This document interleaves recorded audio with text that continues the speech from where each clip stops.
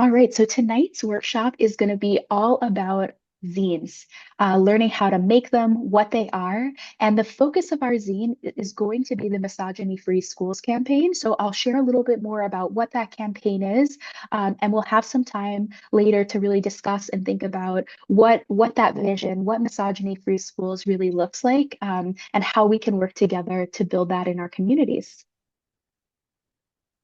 So what is a zine? And I'll just say I'm Ariella. I'm the SASH Club Outreach Coordinator. My pronouns are they, she. And something that's really important to me is art. I think that art is such a powerful tool for us to use our voice. It's a way for us to process what's happening in the world around us. And it's a way for us to envision and really imagine and see possibility. And zines are something that I've been really excited about and passionate about because it puts power in our hands. They're DIY, self-published magazines or small booklets that anyone can create. So it allows you to cover any topic. And they were popularized in the 1930s, really by the science fiction fandom. And then in the 70s and 80s, really adopted by the punk movement. And then in the 1990s, we see them really be politicized with Riot Girl and really focused on kind of feminism and really talking about activism. So they have a long-standing history of being rooted in social justice work and kind of alternative scenes. So I love this quote. I think it just really encapsulates a little bit of zines culture. And it says, "What is a zine? My definition. For me, a zine is not just a self-made and self-published booklet, but it is also situated within DIY culture. This means it is not profit, not commercial, low budget, and non-competitive. Topics and styles can vary, but it's important that zines remain accessible both to readers, everyone can afford or buy to trade them, and to writers, everyone can make them.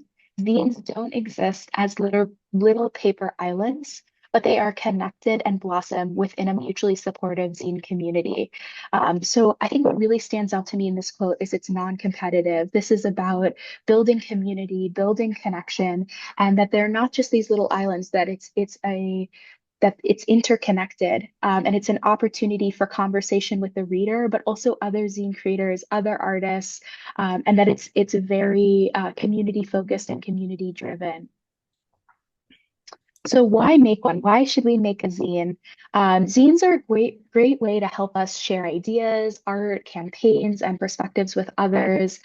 It's a way to highlight different voices that we're often not seeing uplifted or centered, especially within mainstream media. It's a way to spark awareness, inspire action, build community, but also to really think about what's happening in your world and reflect on what you're experiencing, what you're navigating in your community, what you're passionate about, what you want to see in the future.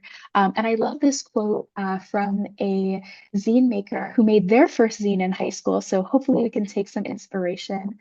And Rona says, "I always turn to zines as a way to learn more about myself, to archive my feelings, thoughts, and to self-soothe." So this is a process that can be a part of how we support ourselves, and especially in a moment where so many folks are feeling challenged by what's happening in the world around us. Zines are a way to come back to ourselves and help us come back to the vision of the world we want to create. So one of the most popular zine fests is the Feminist Zine Fest in New York City. I've been really fortunate to go a couple of years. It's really powerful. It's at Barnard College with makers from all over the US and I think even all over the country. And this quote really stood out to me. They said, "Zines are the voices of those who thrive beyond and outside the margins, where ideas erased from traditional media live on. We love what the space represents. We want to create more spaces that feel that way." So thinking about how can zines hold space for voices we're not seeing lifted up? So often we don't see student voices centered. So how can zines be an opportunity to pass the mic and give space for students and adult allies to share about what they're witnessing, what they're seeing in their communities, and to try to spark change? So what can go in a zine? Pretty much anything. It could be artwork, drawings, photos, collages, poetry, writing, comics, illustration, quotes, interviews, playlists. I worked on a zine recently, and a number of students submitted playlists or songs that they connected with. So really, it can be any type of media, and you can also submit a poem that you're inspired by or a quote that you're inspired by. So if you don't feel the most creative, there's ways to also use zines to lift up other creators whose work really resonates for you. So now we're going to watch a short video that just talks about the process of how to make zines, and we'll hear from some youth about their experience making zines, the issues that felt important to them, and what it was like for them to create a zine.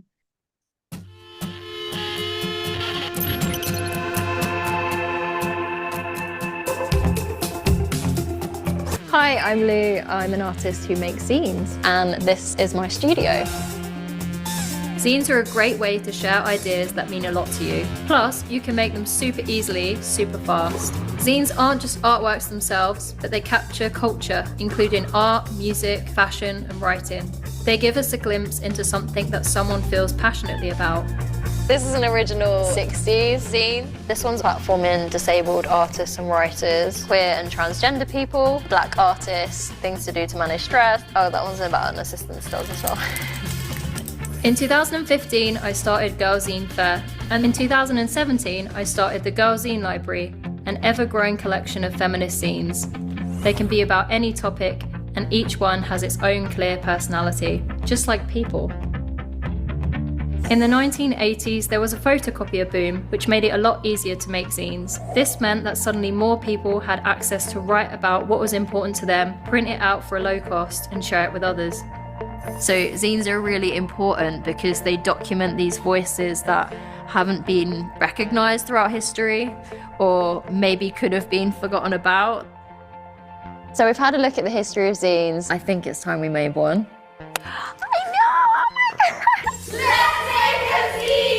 To join in and follow along, you'll need paper, a ruler, glue, scissors, pens and pencils, and newspaper cuttings or magazines. We're going to make an 8-page zine from one sheet of paper. What we want to do is fold it in half 3 times. 1, 2, and 3. Now we open it up so it looks like a little window of a house. Then all we do is cut along this line here. So we're cutting on this folded edge to the middle, and that's because we want to create a hole in the zine. So open it out and you'll see it's got a hole in the middle. What you should do, that you should maybe put your hand through. Nice. Now we're going to fold it long ways. You're going to push it together, so gather up the pages. We then fold it in half and half again. It doesn't have to be neat at all, most zines aren't. Zines are a shift away from the traditional art world, where most artworks are seen as precious and untouchable. So messy is good. We can touch zines, we can pull them apart, and we can remake them. Now, what's your zine going to be about? I often say, imagine you have 30 seconds to tell the entire world some important information. What do you think that thing might be? Where I grew up, there were lots of issues with gangs and things, and for people who get into those scenarios, it didn't have much. Racism. I just wanted to do this because I just will never really understand, and I want to change people's views on it. Some people really hate themselves, and I think everyone should love themselves for who they are. Should we start making? Sometimes you pick up a zine by someone and it'll feel like talking to a best friend, or you'll discover what it's like to walk in another person's shoes. These kinds of zines are called per-zines, meaning personal zines. We can also cut out from newspapers and magazines and just look for stuff that you resonate with. So when you're making your zine, it's really important to think about maybe what's your life like right now? Because in 100 years, people will pick up your zine and realize what it was like to be a young person in the 2020s. It's also really important that you share things authentically or things that are really special to you, because every single person's zine is going to be really different. Even if you're into the same stuff, they'll have your voice and your experiences in your zine. So my zine is all about the issues that are currently going on with the world. I did some on listening to kids, because adults are often controlling the world and kids have smart ideas as well. My title was Black Lives Matter. I was just talking about racism. People may not think it's still happening, but it's still around. Why can't we all just be equal and just love each other? This page was about Marcus Rashford. He's black and he started campaigns for children that were less fortunate. My zine is about self-love and celebrating yourself. My zine is supposed to be about me, just about loads of things I like and just like what I like to do. Everyone looks beautiful in their own way, so they shouldn't try to hide what they look like. They should be confident in how they look. The first page, just about being yourself and doing what you want to do and don't worrying about what other people think. I feel like it's just fun. They're like a mini universe, your own world that you create completely from scratch, and you don't have to ask for anyone's permission. You can just do it yourself. The zine is just basically what comes up in your mind and your creation. Yes, I love that quote of thinking about the zine as our own universe. And I think at a time where a lot of people feel like they might not have as much power and agency, that this is our space, right, where we can claim it, where we can speak out, where we can come together, share our voices, and really think about what is the world that we want to build and the world we want to create. So our zine focus is the Misogyny Free Schools campaign. So this was a campaign that was started by Stop Sexual Assault in Schools, the organization that has created SASH Club and SASH Club Online. The campaign really seeks to combat the rise of misogyny and hostile sexism and gender bias that we're seeing show up in schools and really impacting youth, families, and communities. So just in case, I want to make sure we all have kind of a understanding of the language we're using. And just to give us a starting place, here's kind of a basic definition of misogyny. So it's prejudice, dislike, or hostility towards women, girls. It's a belief that women, girls, and genderqueer people are inferior, unequal, or undeserving of respect, and also attitudes or behaviors that devalue, dismiss, or harm them. So what does that look like? How does, the term we just talked about really translate to what we're seeing in the world around us? That could be everything from, boys chanting things like your body, my choice. It could be making rape jokes or normalizing sexual harassment or sexual violence. It could be schools excusing harmful behavior, saying, boys will just be boys, or, people body shaming teachers or classmates or circulating deepfake photos. So there's a lot of different ways we might see this show up, targeting LGBT youth with slurs or comments saying that, it's unnatural. There's lots of different ways that we see misogyny show up. And I'll just add that I think when we think about how that connects with other identities, there's also ways that we see misogyny specifically impact, students of color, LGBTQ students. So the ways that we see misogyny intersecting, with other forms of hate. And just to kind of ground us in kind of what is happening right now, 73% of Gen Z social media users have witnessed misogynistic content online, with half encountering it on a weekly basis. So that's on a weekly basis, and 70% believe misogynistic and divisive language have increased on social media. So not only are people encountering this content very frequently, but feeling that that amount of content is deeply increasing. So we're really seeing a stark rise, especially in online spaces. So take action. We are proposing as a way to come together, to use our voices, is to create a zine together. So we're going to do some discussion questions, but the hope of this meeting is to create an opportunity for us all to think together about what we want to build, right? The zine is just a vehicle for us to take action. And I hope that it can really serve as a way to bring people into this conversation conversation, to share the zine with friends, with family, and to have discussions about what you're experiencing, what you're witnessing in your schools, what you're seeing in your community. So it's an invitation to be a part of this movement, but also a way to build bridges and have conversations with people who might not be aware of this issue, might not understand these problems, and use art to build that bridge. So how to submit the directions. So format, it can be a Word or PDF if it's a written work. If it's visual, it can be a JPEG or a PGN. And you can also send us a Canva link.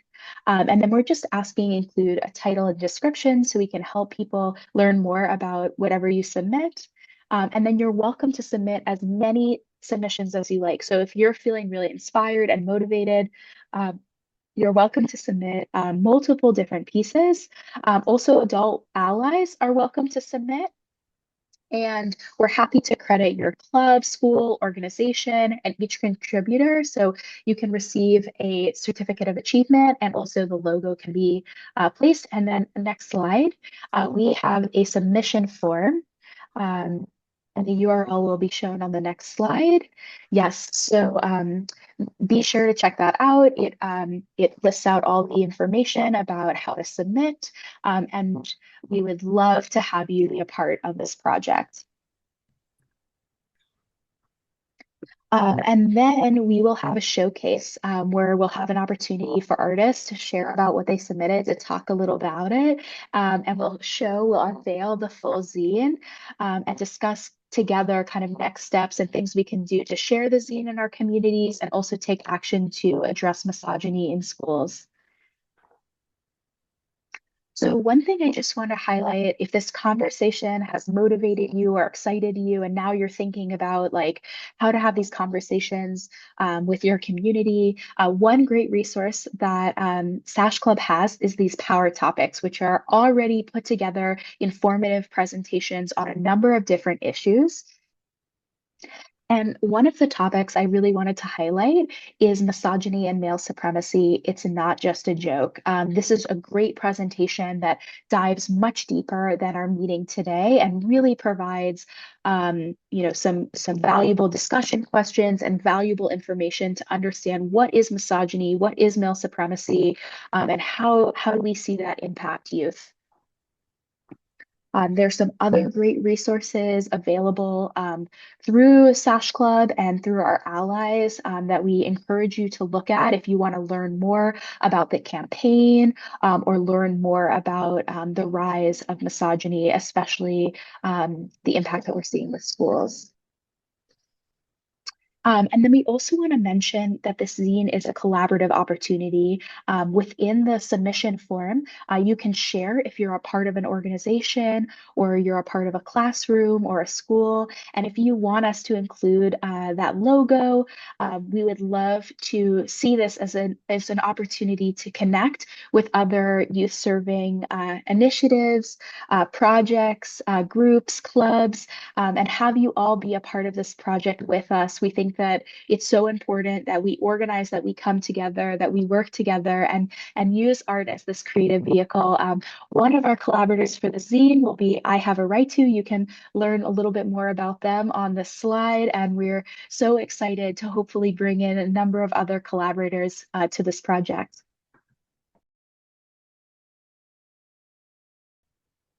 Wonderful. So that concludes the presentation. And we're going to soon transition over to discussion, but I want to thank you for listening. And you can find out how to start a SASH Club at your school on the SASH Club Start a Club webpage. So invite your friends to join our next online club, and we'll see you next time.